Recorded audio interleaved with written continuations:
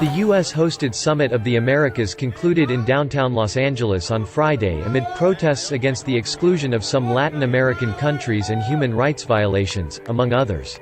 The exclusion of 3 nations, Cuba, Nicaragua and Venezuela, has led to questions about the legitimacy of the event overall, and increased the presence of critics. We came today to protest the Summit of the Americas and their exclusion of several members of our continent. We want to let the leaders know, those few leaders that have come to the summit, let them know that the people stand with Cuba, the people stand with progress. And we don't agree with what's happening inside here. We think the people should have a right to decide what happens with our relationship with other countries in the world. I don't think that this summit can achieve any of the things that they set out to achieve without including every member of the American continent, which they haven't done, so there's no way it can succeed.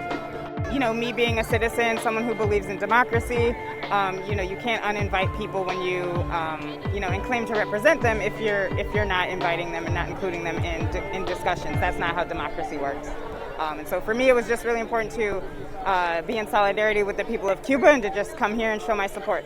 I would say that means that the summit overall has to be, characterized as a failure because the people that it was designed to bring together and to convene either don't trust the Biden administration in holding that event and giving them the opportunity to actually share their voices.